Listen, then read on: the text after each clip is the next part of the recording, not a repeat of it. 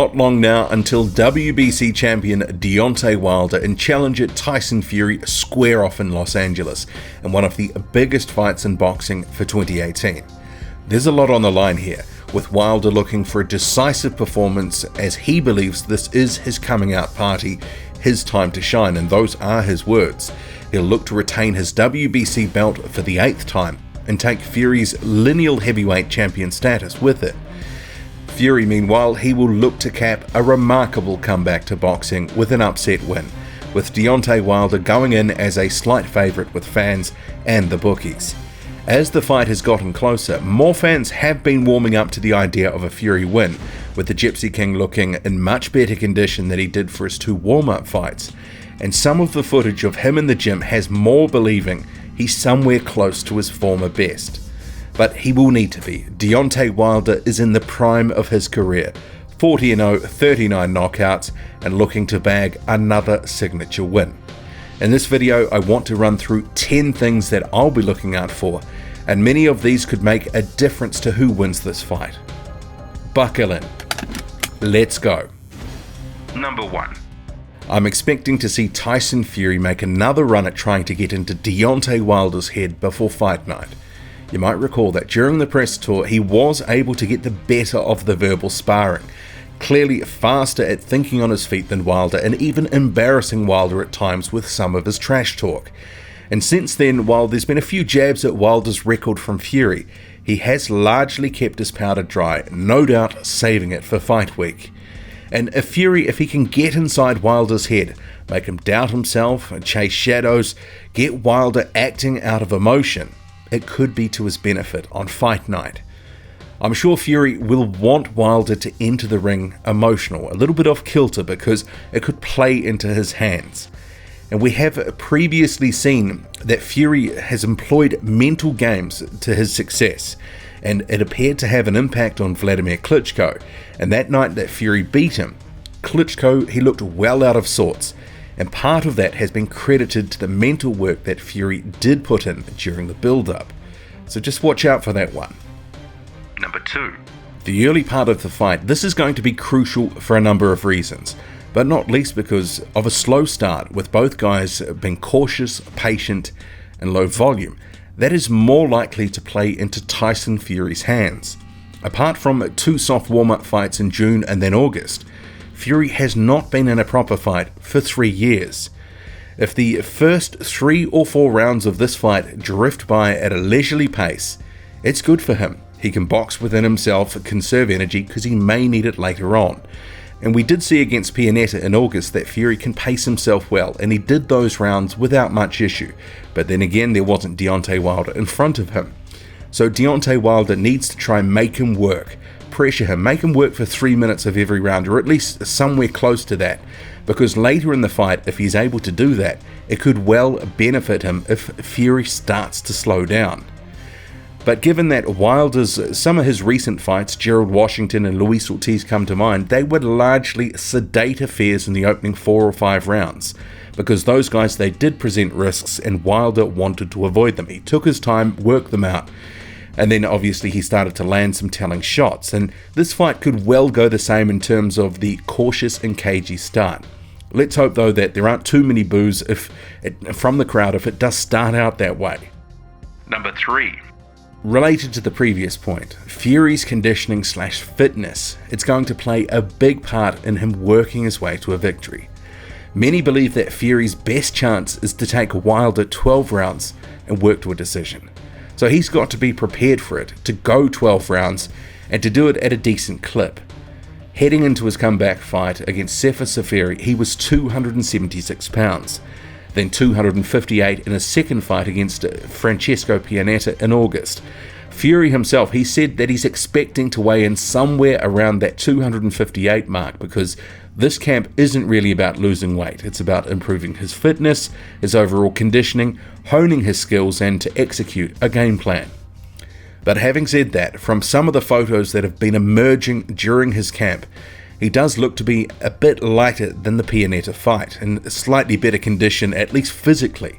And given the punishing training camp schedule that he described recently on the Joe Rogan Experience, It wouldn't really surprise me if he does weigh in somewhere around 250 pounds for this fight, maybe a couple of pounds over that. But part of his camp, it's also been at altitude, and Fury himself has stated that's been of massive benefit to him. He says he can now go 12 rounds at the sort of clip that a middleweight would want to fight at, and perhaps he will need to. 4. Movement is going to be key in this fight for Tyson Fury. For all the talk from Fury during the media tour and subsequent interviews about standing and trading with Wilder, having a real ding-dong battle, that's unlikely to happen for any sustained period of time. If Fury stops moving, he stays static for a long time, he's going to give Wilder a target to aim at, a much better chance to land something of note. So expect to see Fury moving, perpetually, just moving, and more moving. And it won't just be his legs doing the work. His head is going to be moving all night as he tries to keep Wilder guessing. And we've already recently seen in a lot of his training footage him throwing out, feint after feint after feint, like a madman. So we can expect to see more of the same on fight night, as he makes it as difficult as possible for Wilder to try pot him. Number 5. A Fury who's taller than Wilder with a 2-inch reach advantage, who's slipping and sliding, throwing feints, moving all night, may well prove to be very difficult to land clean on, especially to the head. So Deontay Wilder needs to invest to the body, which is certainly a bigger target, and a target he will have a much better chance to hit throughout the fight. And I could see Wilder throwing out a stabbing right hand or a left hook to the body all night in an effort to try take some of the stuffing, some of the wind out of Fury's sails. And certainly he can have some success to the body. It may well be able to help slow Fury down later in the fight. So I think he needs to really target the body early and often. And if he just goes head hunting and neglects the body, he's certainly making it harder for himself. Number 6. To land to the body, or elsewhere for that matter, Deontay Wilder is going to have to try counteract Fury's movement. And he certainly has the athleticism to close the distance and cut off the ring. Can he cut off the ring though successfully? He will need to. He'll have a much better chance of getting his work away if he can cut off the ring. And recently Lennox Lewis stated that Wilder will need to move with Fury. If he can't make it difficult for Fury, if he just follows him around the ring as opposed to cutting it off, if he allows Fury to prance around the ring doing nothing to try stop him, he is playing into Fury's hands and really just leaving it for a right hand. And I think he needs to soften Fury up with some other shots, some other work to try ultimately land that right hand. So I hope they have been working on cutting the ring off and working on what punches or combinations that Wilder is going to throw when he is in close, when he does bail Fury into a corner or traps him on the ropes, because it's one thing to close the distance or cut the ring off, but if you can't make it count, it's a lost opportunity. And we can all well expect to see Fury moving off very quickly if he is caught in a tricky spot. He's very good at getting out of a jam, and he doesn't really panic often. Number 7. Deontay Wilder has been WBC champion for 4 years now. He's defended his title 7 times, and this will be his 8th defense. Yet none of those fights previously were nearly as big or meaningful as this fight. This is Wilder's first pay-per-view event. He's spoken of it of being his coming out party, and a win in this fight, it would well catapult him into being a much bigger sporting star than he already is. So there is a lot of pressure and expectation here, and he's putting a lot of pressure and expectation on himself to deliver. And the question is, will the sense of occasion get to him in this fight? We've seen many boxers in the past take a few rounds to work their way into a fight, and later they admit that the occasion got to them, it overawed them to some degree before they were able to shake it off and really get into their work. Will Deontay Wilder, knowing all that's on the line, be able to shake off the pressure and expectation? Will he be able to fire from round 1? We know Tyson Fury has been to the big stage before, a bigger stage than Deontay Wilder, beating a long-reigning champion, and he made relatively easy work of it. Can Wilder do the same? I think many are automatically expecting Fury. He is going to come in and look pretty decent, rack up some of the early rounds off the back of his boxing. And that in itself, if it does play out that way, it will also put a bit more pressure on Wilder from the get-go, because if he knows he's already 1, 2, 3 rounds down, that could potentially affect the way that he fights. We'll have to see on that. It's a question. Number 8. Time and again though, Deontay Wilder has been able to come through in fights where he hasn't been dominant and he's still managed to get a stoppage. His right hand can be lethal. Just ask Artis Bilker, Berman Stavern or Luis Ortiz. But oftentimes, it's not the final knockout sequence that's the danger.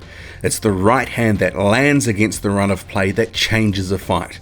Against Luis Ortiz, we saw Wilder being thoroughly outboxed before he scrambled the Cuban censors in that 5th round, and then later again in that fight also.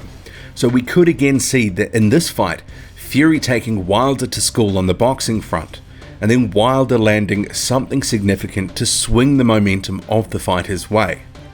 And this is why a lot of people are backing Deontay Wilder to win this fight. Number 9. Has this fight captured the public's imagination? Certainly an open question. Boxing fans, well, all around the world, they are looking forward to this fight, and have been since it was first mooted many months ago.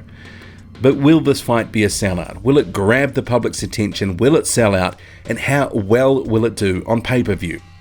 Time will be the ultimate judge of that.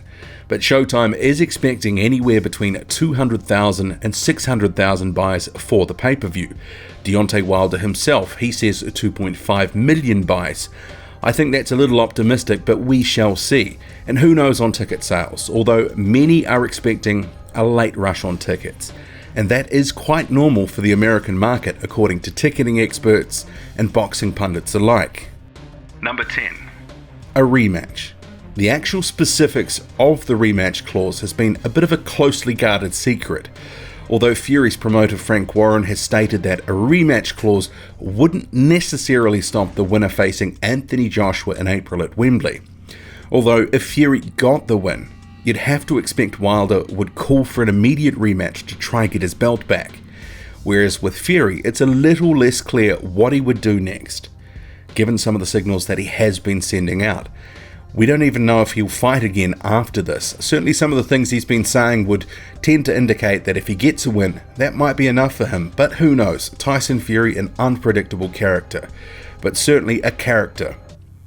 But let's hope it's a great fight, a great occasion, and it shines a light on the sport, as these sorts of big events, they are a showcase for the sport in general. What do you make of it all? Drop a comment, loud and often. Hit like, hit subscribe, follow me on Twitter, boxing_squared. I'm out.